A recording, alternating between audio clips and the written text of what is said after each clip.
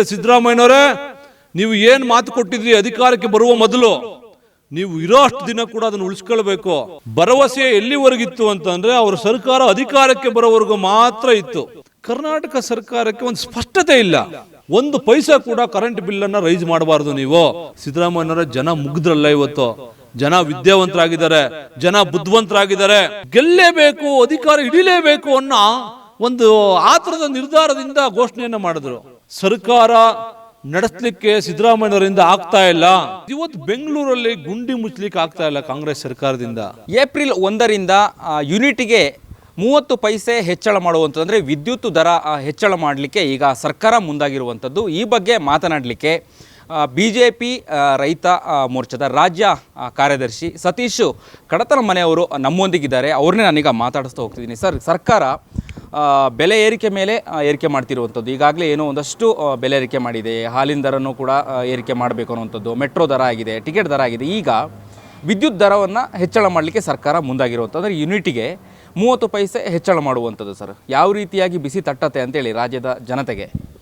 ನೋಡಿ, ಕರ್ನಾಟಕ ಸರ್ಕಾರ ಅಂದರೆ ಕಾಂಗ್ರೆಸ್ ಸರ್ಕಾರ ಸಿದ್ದರಾಮಯ್ಯನವರ ಅಧಿಕಾರಕ್ಕೆ ಬಂದಂಥ ಸಂದರ್ಭದಲ್ಲಿ ಹೇಳಿದ್ರು, ಅವರೊಂದು ಗ್ಯಾರಂಟಿಗಳು ಕೊಡ್ತಾ ಇದ್ದೀವಿ ನಾವು, ಅದರಲ್ಲಿ ಒಂದು ಗ್ಯಾರಂಟಿ ನಾವು ಉಚಿತ ಕರೆಂಟನ್ನು ಕೊಡ್ತೀವಿ ಅಂತಕ್ಕಂಥ ಭರವಸೆಯನ್ನು ಕೊಟ್ಟರು. ಅವರು ಭರವಸೆ ಎಲ್ಲಿವರೆಗಿತ್ತು ಅಂತಂದರೆ ಅವ್ರ ಸರ್ಕಾರ ಅಧಿಕಾರಕ್ಕೆ ಬರೋವರೆಗೂ ಮಾತ್ರ ಇತ್ತು. ಅವ್ರ ಸರ್ಕಾರ ಅಧಿಕಾರಕ್ಕೆ ಬಂದ ನಂತರ ಮಾನದಂಡಗಳ ಮೇಲೆ ಮಾನದಂಡಗಳು ಮಾಡೋಕ್ಕೆ ಸ್ಟಾರ್ಟ್ ಮಾಡಿದ್ರು, ಕಂಡೀಷನ್ ಮೇಲೆ ಕಂಡೀಷನ್ ಹಾಕೋಕ್ಕೆ ಸ್ಟಾರ್ಟ್ ಮಾಡಿದ್ರು. ಒಬ್ಬರಿಗೆ ಒಂದೇ ಮೀಟ್ರಿಗೆ ಕೊಡ್ತೀವಿ, ಅವರು ಇನ್ಕಮ್ ಟ್ಯಾಕ್ಸ್ ಪ್ರೇಯರ್ ಆಗಿರಬಾರ್ದು, ಅವರು ಬಾಡಿಗೆ ಮನೆ ಕೊಟ್ಟಿರಬಾರ್ದು, ಯಾವುದೇ ಬಾಡಿಗೆ ಮನೆಗೆ ಇದ್ದರೆ ಅಪ್ಲೈ ಆಗಲ್ಲ ಅಂತಕ್ಕಂಥದ್ದು ಒಂದ್ರ ಮೇಲೆ ಒಂದು ಮಾಡ್ತಾ ಬಂದರು. ಆಮೇಲೆ ನಿಧಾನಕ್ಕೆ ರೇಷನ್ ಕಾರ್ಡನ್ನು ತೆಗಿಲಿಕ್ಕೆ ಪ್ರಾರಂಭ ಮಾಡಿದ್ರು. ಈ ರೀತಿಯಾಗಿ ಕರ್ನಾಟಕ ಸರ್ಕಾರಕ್ಕೆ ಒಂದು ಸ್ಪಷ್ಟತೆ ಇಲ್ಲ. ರೈತರ ಬಗ್ಗೆ, ದಲಿತರ ಬಗ್ಗೆ, ಹಿಂದುಳಿದ ವರ್ಗದವರ ಬಗ್ಗೆ ಕಾಳಜಿ ಇದ್ದಿದ್ರೆ ಅವರು ಕೊಟ್ಟ ಮಾತಿನಂತೆ ಸಿದ್ದರಾಮಯ್ಯನವರೇ, ನೀವು ಏನು ಮಾತು ಕೊಟ್ಟಿದ್ರಿ ಅಧಿಕಾರಕ್ಕೆ ಬರುವ ಮೊದಲು, ನೀವು ಇರೋ ಅಷ್ಟು ದಿನ ಕೂಡ ಅದನ್ನು ಉಳಿಸ್ಕೊಳ್ಬೇಕು. ಮಾತಿಗೆ ತಪ್ಪಿದ ಸಿದ್ದರಾಮಯ್ಯ ಆಗಬೇಡಿ. ನೀವು ಜನ, ರೈತರು ನೋಡ್ತಾ ಇದ್ದಾರೆ, ದಲಿತರು ನೋಡ್ತಾ ಇದ್ದಾರೆ, ಹಿಂದುಳಿದ ವರ್ಗದ ಜನ, ಇಡೀ ರಾಜ್ಯದ ಜನ ನೋಡ್ತಾ ಇದ್ದಾರೆ. ನೀವು ಏನೆಲ್ಲ ಮಾಡ್ತಾ ಇದ್ದೀರಿ ಅಂತಕ್ಕಂಥದ್ದು. ಒಂದು ಕಡೆ ಕೊಟ್ಟಾಗೆ ಕೊಡ್ತೀರಿ, ಇನ್ನೊಂದು ಕಡೆ ಕಿತ್ಕೊಳ್ತಕ್ಕಂಥ ಕೆಲಸವನ್ನು ಮಾಡ್ತೀರಿ. ನೀವು ಕರೆಂಟ್ ಉಚಿತವಾಗಿ ಕೊಡ್ತೀವಿ ಅಂತ ಹೇಳಿದ್ರೆ ಎಷ್ಟು ಯೂನಿಟ್ ಅಂತ ಹೇಳಿದ್ರಿ? ನೀವು 100 ಯೂನಿಟ್ವರೆಗೂ ಅಂತ ಹೇಳಿದ್ರಿ. 101 ಯೂನಿಟ್ ಆದರೂ ಕೂಡ ಅವ್ರಿಗೆ ಅಪ್ಲೈ ಆಗಲ್ಲಂತೆ. ಅದು ಏನು ಅವ್ರಿಗೆ ಕನಸ ಕಂಡಿರ್ತಾರೆ, 100 ಯೂನಿಟ್ಟೇ ಓಡಬೇಕು ಇವತ್ತು ಈ ಸರಿ ಅಂತೇಳಿ ಅಂತ. ಅಂದರೆ ಹಾಗಾದ್ರೆ ರೈತರು ಬೇಸಿಗೆ ಬಂದರೆ ಇನ್ಯಾರು ಫ್ಯಾನ್ ಯೂಸ್ ಮಾಡಬಾರ್ದು, ಸೊಳ್ಳೆಗಳಿದ್ದಾವೆ ಅಂತಲೇ ಫ್ಯಾನ್ ಯೂಸ್ ಮಾಡಬಾರ್ದು, ಯಾಕೆಂದರೆ 101 ಯೂನಿಟ್ ಆಗಿಬಿಡುತ್ತೆ, ಹಂಗಾಗಿ ಈ ಸರ್ಕಾರದ ಮಾನದಂಡ ಅಪ್ಲೈ ಆಗಲ್ಲ ಅಂತಕ್ಕಂಥದ್ದು. ಈ ರೀತಿಯ ಲಾಜಿಕ್ ಇಲ್ದಿರ್ತಕ್ಕಂಥ ಮಾನದಂಡಗಳನ್ನು, ಲಾಜಿಕ್ ಇಲ್ದಿರ್ತಕ್ಕಂಥ ಇಲ್ಲಿಗಲ್ ಲಾಜಿಕ್ ಕಂಡೀಷನ್ಗಳನ್ನು ಆಗ್ತಕ್ಕಂಥದ್ದು ಇದೆಯಲ್ಲ. ಸಿದ್ದರಾಮಯ್ಯನವರ ಜನ ಮುಗ್ದ್ರಲ್ಲ, ಇವತ್ತು ಜನ ವಿದ್ಯಾವಂತರಾಗಿದ್ದಾರೆ, ಜನ ಬುದ್ಧಿವಂತರಾಗಿದ್ದಾರೆ, ನೋಡ್ತಾ ಇದ್ದಾರೆ ನಿಮ್ಮನ್ನೆಲ್ಲ ಕೂಡ. ಈ ಕ್ಷಣದಲ್ಲೂ ಕೂಡ ಯಾವುದೇ ಚುನಾವಣೆಯಲ್ಲಿ ಬಂದರೂ ಕೂಡ ಹೀನಾಯ ಸೋಲನ್ನು ಕಾಂಗ್ರೆಸ್ ಪಕ್ಷ ಇವತ್ತು ಅನುಭವಿಸ್ತದೆ ಕರ್ನಾಟಕದಲ್ಲಿ. ನಿಮಗೆ ಎಚ್ಚರಿಕೆಯನ್ನು ಕೊಡ್ತಾರೆ ಪ್ರತಿಯೊಂದು ಕೂಡ. ನೀವು ಹೇಳಿದ ಗ್ಯಾರಂಟಿಗಳು ಏನಂತ ಕೊಟ್ಟಿದ್ರಿ, ಆ ಗ್ಯಾರಂಟಿಗಳನ್ನು ಮುಂದುವರಿಸ್ತಕ್ಕಂಥದ್ದು ಮಾಡಬೇಕು. ನೀವು ಯಾವುದೇ ಕಾರಣಕ್ಕೂ ಕೂಡ ಒಂದು ಪೈಸಾ ಕೂಡ ಕರೆಂಟ್ ಬಿಲ್ಲನ್ನು ರೈಸ್ ಮಾಡಬಾರ್ದು. ನೀವು ಒಂದು ಯೂನಿಟ್ಗೆ ಒಂದು ಪೈಸಾ ಕೂಡ ರೈಸ್ ಮಾಡಬಾರ್ದು. ಮಾಡಿದ್ದೇ ಆದರೆ ಭಾರತೀಯ ಜನತಾ ಪಾರ್ಟಿಯ ಎಲ್ಲ ಕಡೆ ಕೂಡ ಹೋರಾಟವನ್ನು ಮಾಡ್ತಕ್ಕಂಥ ಕೆಲಸವನ್ನು ಮಾಡ್ತದೆ. ನಮ್ಮ ಮುಖಂಡರುಗಳು ಕೂಡ ಈ ವಿಚಾರವಾಗಿ ಚರ್ಚೆಯನ್ನು ಮಾಡಿ ಮುಂದಿನ ದಿನಗಳಲ್ಲಿ ಹೋರಾಟದ ರೂಪರೇಷೆಗಳನ್ನು ರೂಪಿಸ್ತಾರೆ ಅಂತಕ್ಕಂಥ ಮಾತನ್ನು ಈ ಸಂದರ್ಭದಲ್ಲಿ ನಿಮ್ಮ ಮಾಧ್ಯಮದ ಮೂಲಕ ಹೇಳಲಿಕ್ಕೆ ಬಯಸ್ತೀನಿ. ಉಚಿತ ಭಾಗ್ಯಗಳಿಂದಾಗಿ ಏನೋ ಎಲ್ಲೋ ಒಂದು ಕಡೆ ಸರ್ಕಾರದ ಖಜಾನೆ ಖಾಲಿಯಾಗಿದೆಯಾ, ಹಾಗಾಗಿ ಬೆಲೆ ಏರಿಕೆ ಮಾಡ್ತಿದೆ ಅಂತ ಅನಿಸ್ತಾ ನಿಮಗೆ ಅಂತ? ನೋಡಿ, ಉಚಿತ ಯೋಜನೆಗಳನ್ನು ಮಾಡ್ತಕ್ಕಂಥದ್ದು ಮಾಡೋಕ್ಕೆ ಮೊದಲು ಯೋಚನೆಯನ್ನು ಮಾಡಬೇಕಿತ್ತು. ಏನು ಮೊನ್ನೆ ಸಿದ್ದರಾಮಯ್ಯನವರು ಹೊಸ ರಾಜಕಾರಣಿ ಅಲ್ಲ, ಭಾಳ ಅನುಭವ ಇರ್ತಕ್ಕಂಥವ್ರು. ಅಂದರೆ ಗೆಲ್ಲೇಬೇಕು, ಅಧಿಕಾರ ಹಿಡಿಲೇಬೇಕು ಅನ್ನೋ ಒಂದು ಆತರದ ನಿರ್ಧಾರದಿಂದ ಘೋಷಣೆಯನ್ನು ಮಾಡಿದ್ರು. ಘೋಷಣೆಯನ್ನು ಮಾಡಿದ ಮೇಲೆ ನೀವು ನಡೆಸಬೇಕ ಬೇಡ, ಯೋಜನೆಗಳನ್ನು ಜಾರಿಗೆ ತರಬೇಕ ಬೇಡ, ಮುಂದುವರಿಸ್ಬೇಕ ಬೇಡ ಆ ಯೋಜನೆಗಳನ್ನು? ಯಾರಿಗೂ ಕೂಡ ಕೊಡ್ತಾ ಇಲ್ಲ. ಯಾರಿಗೆ ಉಚಿತವಾಗಿ ಕರೆಂಟ್ ಕೊಡ್ತಾವ್ರೆ ಗೊತ್ತಿಲ್ಲ ನಮಗೆ. ಯಾರು ಕೇಳಿದ್ರು ಕೂಡ ನಮಗೂ ಸಿಗ್ತಿಲ್ಲ ಅಂತದೆ. ಅದ್ರ ಮಧ್ಯದಲ್ಲಿ ಈ ಥರದ್ದು ಬೇರೆ ರೈಸ್ ಮಾಡ್ತಕ್ಕಂಥದ್ದು ಮಾಡ್ತಾರೆ. ಅಂದರೆ ಒಟ್ಟಾರೆಯಾಗಿ ಸರ್ಕಾರ ನಡೆಸಲಿಕ್ಕೆ ಸಿದ್ದರಾಮಯ್ಯನವರಿಂದ ಆಗ್ತಾ ಇಲ್ಲ.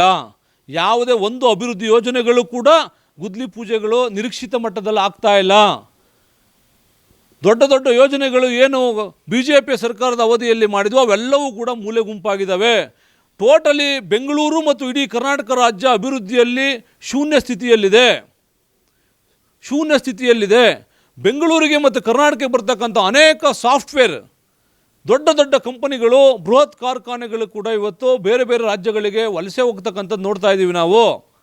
ಆ ಕಾರಣಕ್ಕಾಗಿ ಬ್ರ್ಯಾಂಡ್ ಬೆಂಗಳೂರು ಅಂತಕ್ಕಂಥದ್ದು ಏನು ಅಂತಾರಾಷ್ಟ್ರೀಯ ಮಟ್ಟದಲ್ಲಿತ್ತು, ಆ ಹೆಸರಿಗೆ ಕಳಂಕ ತರ್ತಕ್ಕಂಥ ಕೆಲಸವನ್ನು ಕೂಡ ಕಾಂಗ್ರೆಸ್ ಸರ್ಕಾರ ಮಾಡ್ತಾ ಇದೆ. ಮಾನ್ಯ ಸಿದ್ದರಾಮಯ್ಯನವರು ಮತ್ತು ಡಿ ಕೆ ಶಿವಕುಮಾರ್ ನೇತೃತ್ವದ ಸರ್ಕಾರ ಇದನ್ನು ಮಾಡ್ತಾ ಇದೆ.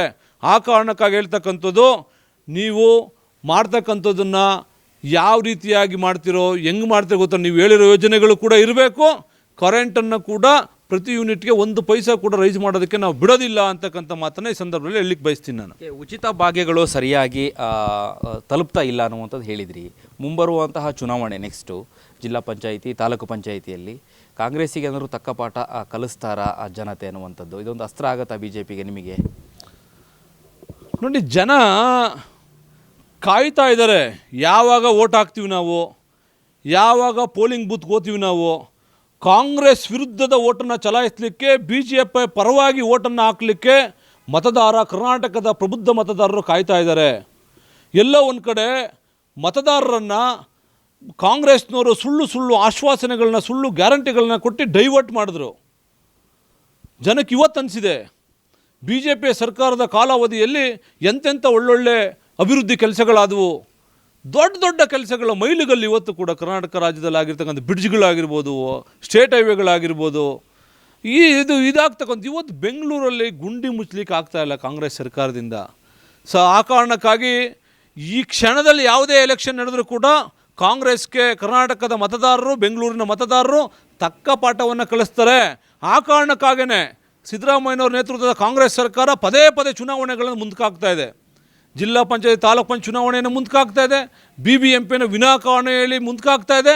ಯಾಕೆಂದರೆ ಜನ ಸೋಲಿಸ್ತಾರೆ ಅಂತಕ್ಕಂಥದ್ದು ಅವ್ರಿಗೂ ಕೂಡ ಇದೆ. ಅವ್ರಿಗೂ ಕೂಡ ಇಂಟೆಲಿಜೆನ್ಸಿ ರಿಪೋರ್ಟ್ ಇರ್ತದೆ, ಸರ್ಕಾರ ನಡೆಸ್ತಕ್ಕಂಥವ್ರಿಗೆ ಇರ್ತದೆ.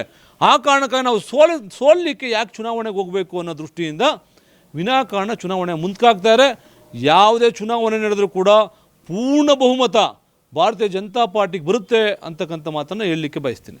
ವಿದ್ಯುತ್ ದರ ಹೆಚ್ಚಳ ಆಗುವಂಥದ್ದು ಯಾವ ರೀತಿಯಲ್ಲಿ ನೀವು ಖಂಡಿಸ್ತೀರಾ, ವಿರೋಧಿಸ್ತೀರಾ ಅನ್ನುವಂಥದ್ದು ನಿಮ್ಮ ಬಿ ಜೆ ಪಿಯವರು ಕಾಂಗ್ರೆಸ್ ಸರ್ಕಾರದ ವಿರುದ್ಧ ಈಗಾಗಲೇ ಏನು ಯೂನಿಟಿಗೆ 30 ಪೈಸೆ ಹೆಚ್ಚಳ ಮಾಡುವಂಥದ್ದು, ರೈತರನ್ನೊಳಗೊಂಡು ನಿಮ್ಮ ಕಾರ್ಯಕರ್ತರು ಯಾವ ರೀತಿಯಾಗಿ ಇದನ್ನು ಖಂಡಿಸ್ತೀರಾ ಅಂತ? ನೋಡಿ, ಒಂದು ಕಡೆ ಗುಣಮಟ್ಟದ ಕರೆಂಟ್ ಕೊಡ್ತಾ ಇಲ್ಲ. ರೈತರು ಹಳ್ಳಿಗಳ ಕಡೆ ರಾತ್ರಿ ಹೊತ್ತು ತೋಟಗಳಿಗೆ ನೀರು ಹಾಯಿಸ್ಲಿಕ್ಕೆ ಆಗ್ತದಾ? ರಾತ್ರಿ ಹೊತ್ತು 3 ಫೇಸ್ ಕರೆಂಟ್ ಕೊಡ್ತಾರೆ, ಡೇ ಟೈಮಲ್ಲಿ ಕೊಡೋದಿಲ್ಲ. ಅನೇಕ ಕಡೆ ಚಿರತೆಗಳ ದಾಳಿಗಳು ನಡೆದಿದೆ, ಆನೆಗಳ ದಾಳಿ ನಡೆದಿದೆ, ಹುಲಿಗಳ ದಾಳಿ ನಡೆದಿದೆ.